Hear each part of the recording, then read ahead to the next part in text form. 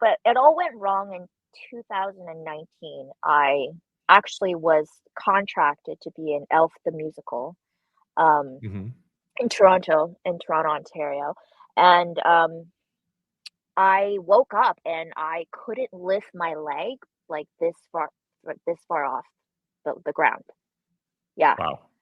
Yeah, like, I just woke up and was like, "Something's weird," and I went to lift my leg and I couldn't lift it. I was like, "Okay," and it felt like my guts were hanging out, like, I couldn't engage my core because, like, we have many layers of abdominal muscles in here, right? Right. It just felt like I wasn't connecting to my core and, like, my guts were just hanging out, and it was so odd.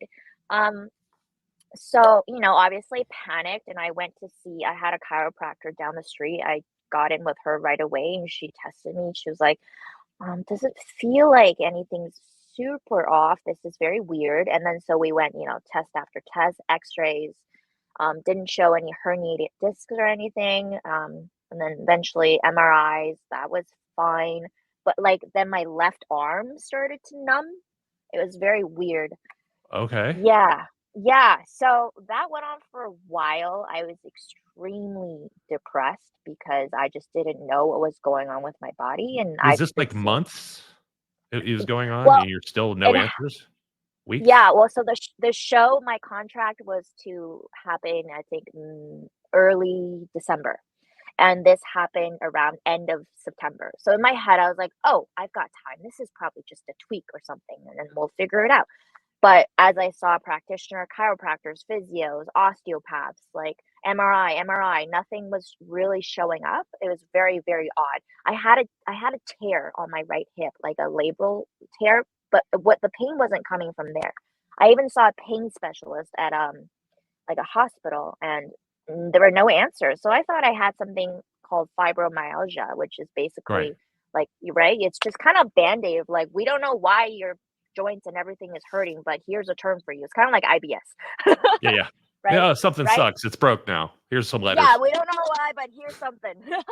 Yeah. um, so I ended up having to back out of that contract, which was devastating. That sucks. Um, yeah, yeah. As you know, it's really hard to get work, so to have to back out of something is just yeah, it's heartbreaking. Um, but what was awesome though was my one of my best friends took my role, took my position. So I was Okay. really Yeah. happy that she at least got work out of all this. But yeah, so that went on for about 6 months, and Wow. then yeah, it was insane. I've never felt a low that low where it's just I like I have no idea what's going on. No one knows what's going on. All these doctors aren't, don't. There's no answers. Um, so this is a really long story. So like, feel free to No, take your time. interject what you want. I've dealt with neurologists, and that usually is the answer. Well, we don't know. That's like, Yeah. and I run into that a lot with because I have neuropathy, and they don't know Oh, anything about it. I'm right. convinced neurologists, and I'm going to catch some flack for this. Neurologists will have to come on the show and correct me that neurologists are people who couldn't become dentists. Uh, and I've talked to what are apparently some of the best in my town, but like that, the answer is Yeah, we don't yeah, know. We can't help. I'm yeah. seeing another one in a month or two, so we'll see how that goes. Oh, yeah. I'm Uh, sorry. and so It's rough, I've ran right? into that. Like I don't know what's going on and not getting answers. But yours was career altering, and we can't. Not that we should ever compare pain, but yours changed the trajectory of your life. And Yeah. what did they eventually find out was going on, and how did they find it? Well, actually, I ended up working with a chiropractor who is like one of the best in town. He does a very specific type of work called neurokinetic. It's NKT, neurokinetic something. Um, but basically, you know how you go into a chiro and they just like crack, crack, crack, crack, whatever, Sure. right? They Yep. adjust, right? For most part, they do some sort of adjustment. Um, but he never adjusted me. I had a little sheet or a little thing that had two lines or an X, and he tapped parts of my body and like flip, tap, tap. It was mostly to do with the signals that were firing through your spine or something like that. I can't remember, but I did go see a neurologist. He said I was fine. So, but this chiropractor was the only person that got me walking without pain again.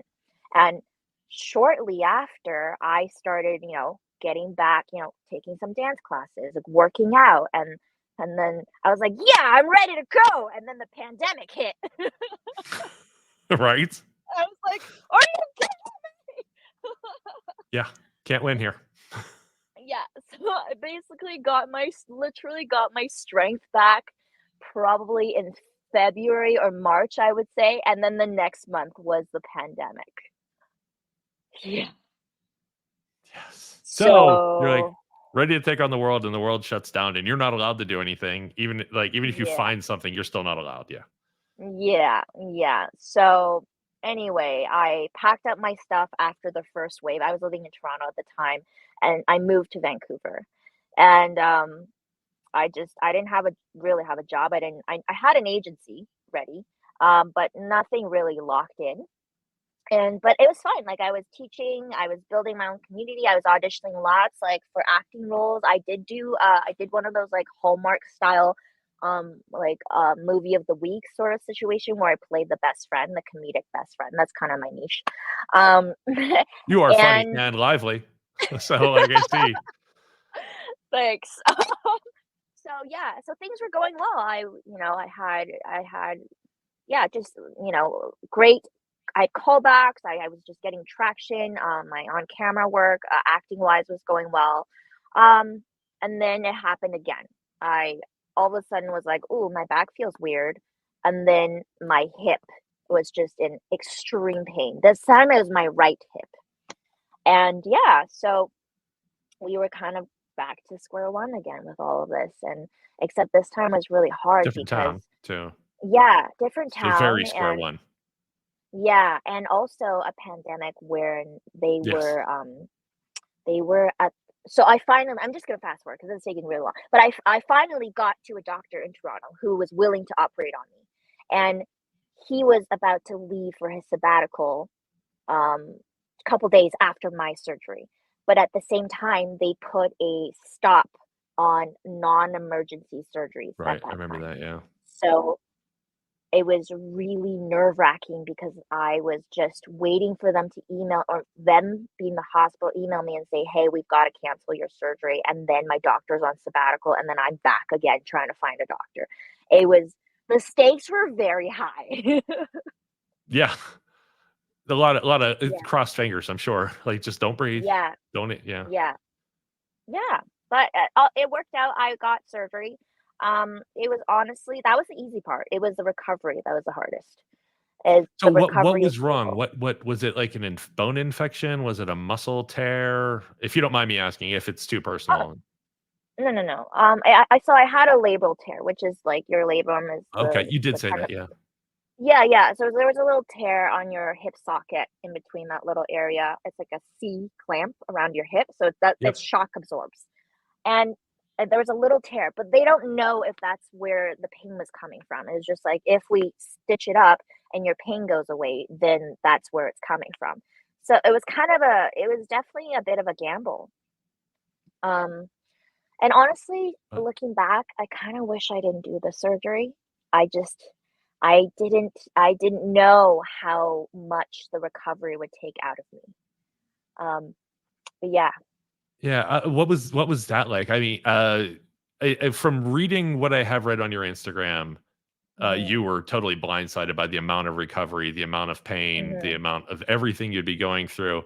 Did they have a reason why yours was did they know why yours took longer, or is it supposed to take that long and they just didn't tell you? I've had other people after my post, I actually had other people reach out to me that had done the surgery, and some have said their recovery was also really difficult, but some it was fine. They said it was hard, but it Okay. was like, within 6 months, 8 months, they were fine. But I know everybody's different, right? So They are, yeah. my yeah, my recovery, I was told I would be, pretty much good to go within like 3 months post surgery. And when I say good to go, I don't mean like now I can kick my face again. It's not Yeah. that. But I mean like but like at Please 3 don't kick your months face. It's part of the job. All right, true. um, but at 3 months, I was still and barely able to walk, normally, or like, distances were really hard. My stamina was really bad. My leg muscle atrophied like half its size. It was nuts. Um, so no way would I have been where they said I would be. Yeah, Yeah, and you're a and person who depends on your body, and I think more disturbing to me is you're an athlete. You have a mhm, body that has their muscles are trained. You should heal faster. You should recover mhm, faster. Like professional football players, American football. mhm. They can have a major injury that'll put most of us out for 6 months, and they're back on the field in 3 weeks. Yeah, Because their bodies are attuned to that, and also they have $1 million doctors, but still, I can't imagine the emotional toll that took on you, and I feel for you for that. Like, just first off, why me, and then why this too? Had to mhm. feel really daunting and dark, and Yeah, yeah, it's really hard to be an independent adult to all of a sudden to be completely reliant on others like that. Like I yeah, wasn't I couldn't I had the first day, like I couldn't get up the stairs obviously. So my poor father, my poor elderly father had to hoist me and my stepmom up on the stairs, like one at a time, just like drag me up the stairs so I could get to my room where I was recovering. And then I basically just mostly lied there and couldn't move much until, unless I needed to, go to the bathroom or something. But even the first day, after about not the first day, after about 3 days, 3 or 5, you get to shower, which is amazing because you feel gross. And my stepmom helped me shower, and I vowed in that moment that I would never do this again. I would rather fall and rip out my stitches than have to go through this again. Um, just like yeah. I was a First, very independent person, and now I'm being bathed. And like, there's nothing wrong with that. It was all ego for me, but like, sure. it just happened so fast, you know?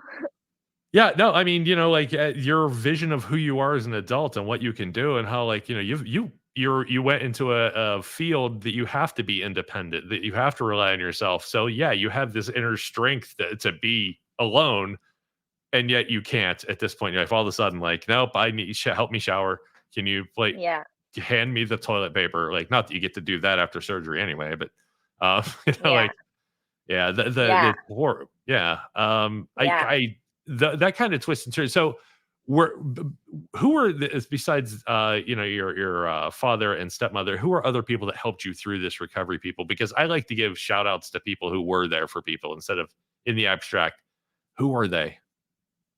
Um, yeah, I mean, my friends called in. My it was also this is the also tricky part where I think why the recovery was so hard is it was still the height of COVID, and my father is, You like were I said, elderly father. So I was pretty much isolating myself from seeing those people to protect him and my stepmom, of course. So so I didn't really see anyone. that's Um I thought my 2020 sucked. Like, you were on the other side of a continent having it much worse than me. Like, everything that could go wrong was going wrong for you. Like, I am so glad to see that smile on your face right now. Um, Yeah. Now it's funny.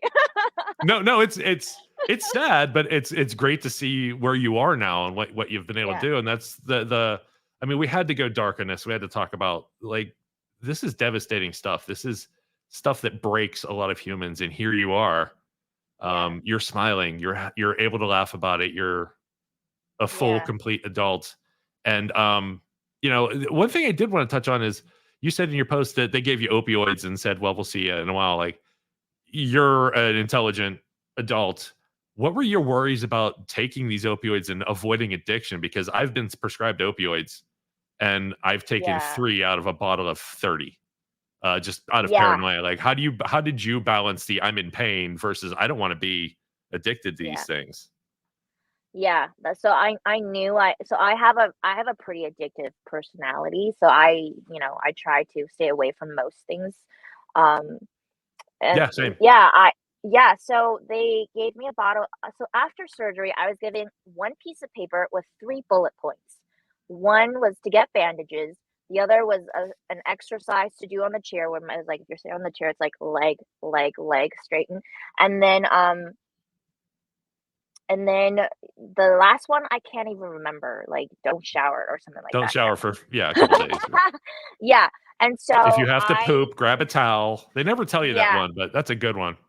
Well, here's the other thing they did not tell us, now that we're kind of on a tangent. I didn't know that the what when I because obviously I was put under, right? But when I woke up, I was, like, convulsing like this, and they didn't tell me that I would be shaking like that, and they also didn't tell me that I might not be able to go to the bathroom, like, I may not be able to pee. So I drank Oh, a lot of water because I'm like, "Oh, I just woke up from surgery. I should probably hydrate."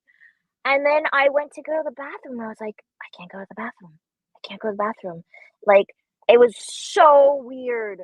And so I was like, "Oh my god, is my bladder going to burst because I can't go to the bathroom?"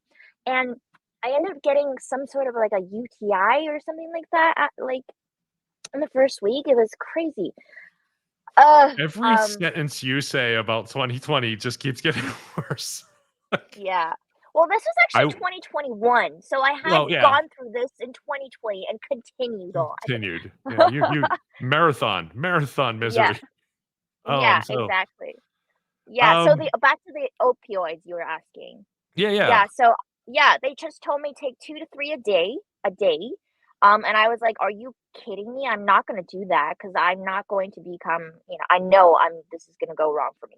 So I Sure. was under medicating big time. I only took it I did the same. in the beginning. Yeah, in the beginning, I only took it maybe once, maybe twice a day, just for the first, like, 5 days, I would say, because the pain was really bad. And then I gradually went to just nighttime so that I could sleep, but then I was just taking bottles and bottles of Advil, Tylenol, like, any, like, off the counter Right. kinda meds just to keep me from, keep it at bay, the pain. Yeah, I'm curious Yeah. because I just when I saw that, I'm like, nobody ever really talks about the opioid thing, like, and I still Yeah. think we need to have a conversation. So, like, if one person Yeah. watches, go, "Oh yeah, I'm having surgery next month. What is my plan going to be?"